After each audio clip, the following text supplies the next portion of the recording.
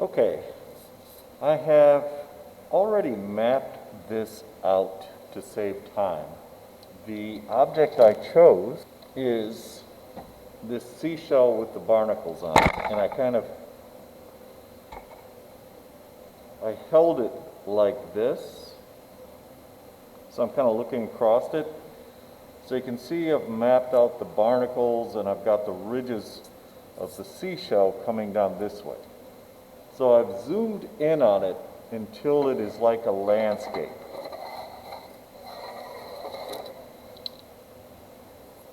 And now I'm going to go in, and I was careful with the perspective on the ridges, and also so that, and I'm going to do it over here so you can see it better, so that the barnacles, when I was looking right down at them, had this kind of shape.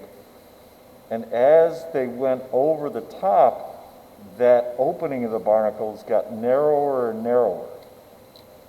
So in this case, it's going back to that very first class where we did the ellipses. The most intense area is going to be right through here. This is where I'm going to finish it the most with detail, have the most intense blacks and whites, and then it's going to fade as it goes up and over and as it comes down this way. So I'm going to establish this almost like deep space, kind of a landscape kind of space. So I'm going to start, and this is where I shape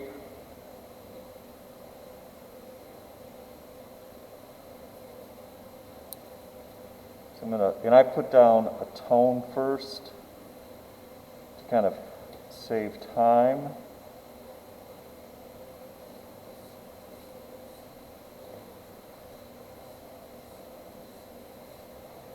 I have a kneaded eraser. So I take the kneaded eraser to start pulling up the ridges a little bit, and I'm actually going to round those. Like those are going to have play of light and dark, and this is actually kind of a shell.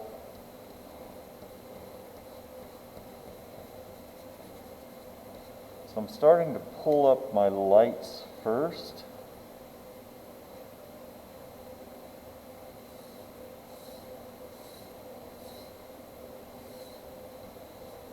And what I'm going to do is kind of draw kind of the lights and darks on most everything.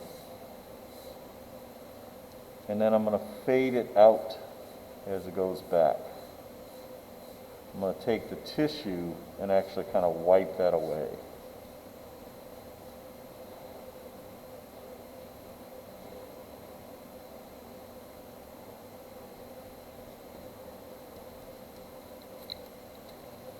So you can see it's starting to take shape a little bit.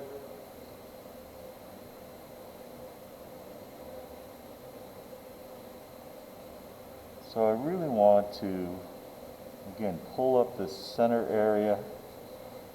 This is where I'm going to have crisp.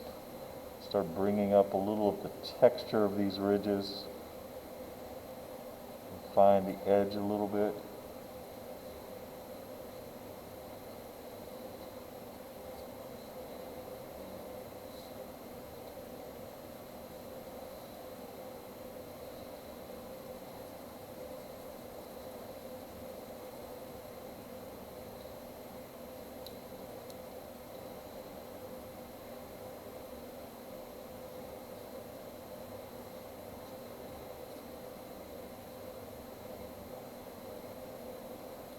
And I did them all as ellipses to start with on the barnacles as they went back. But now I'm going to start making them more organic, sort of change that edge so it goes thick and thin.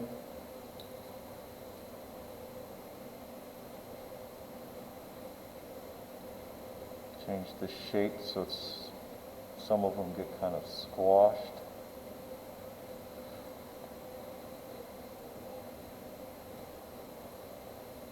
And I'm using one of those little eraser pens. I know most of you probably do not have access to that. I could also use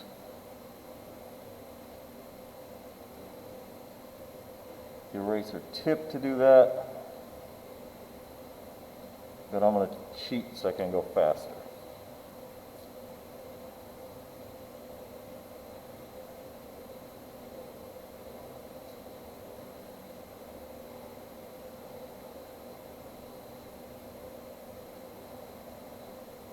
And now I'm bringing up these edges and all that fairly crisply, but I'm going to take the tissue and wipe that down here in a second so it's not near as crisp. I've posted an example that was done as a pine cone, and you can see how that one is done. I'm not going to finish this one because I want to be able to put this in one video.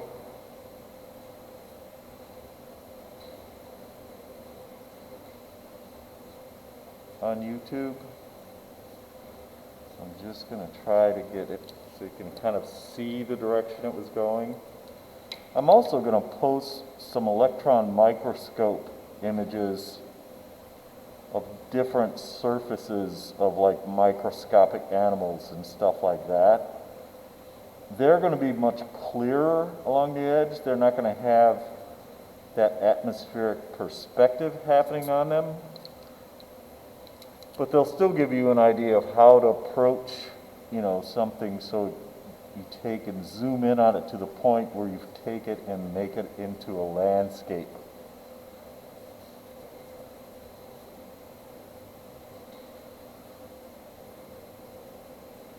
The top of these get darker. You see the crispness here. Again, some of the roundness, that texture coming in on the ridges of the seashell. Cast shadow bending around that form.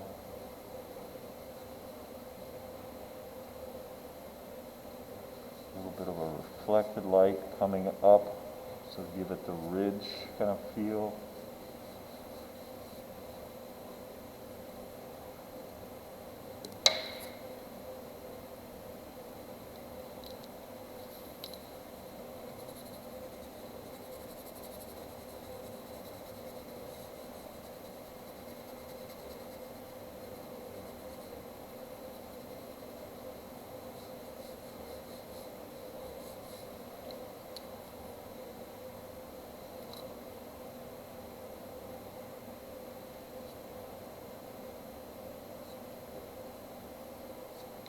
And you're also going to want to work, if you're right-handed, from like this area off the paper.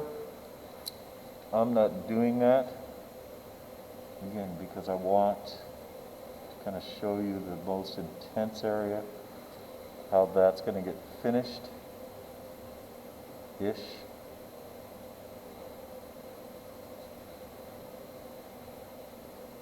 See, I'm starting to crisp up shape and the perspective on the barnacles a little bit.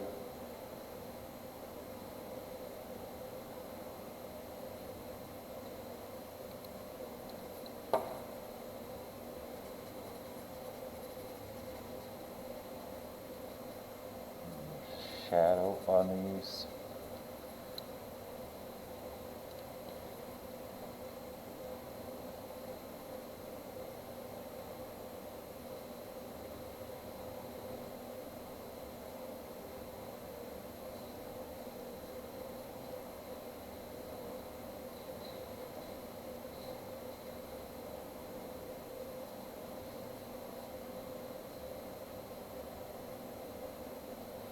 And I'm constantly looking at my seashell to kind of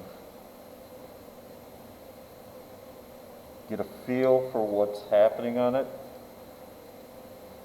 and how the shadows and shapes and all this little texture kind of work their way around.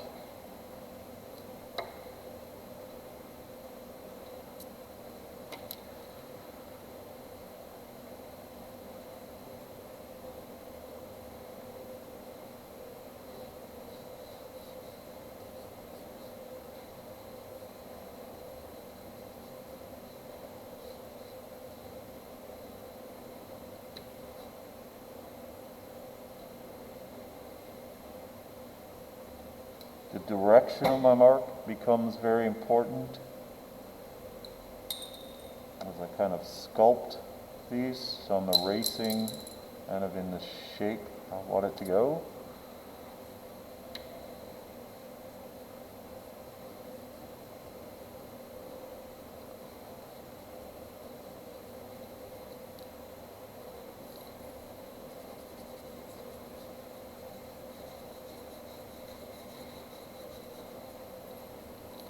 Bring up some more detail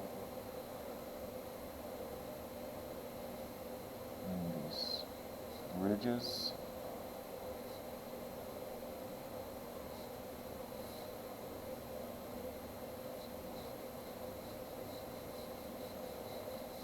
Again, sense of a cast shadow so it starts feeling rounded, or core shadow rather, and reflected light. So that ridge starts feeling rounded. Sorry, I keep bumping the camera. I lowered it so it would come closer.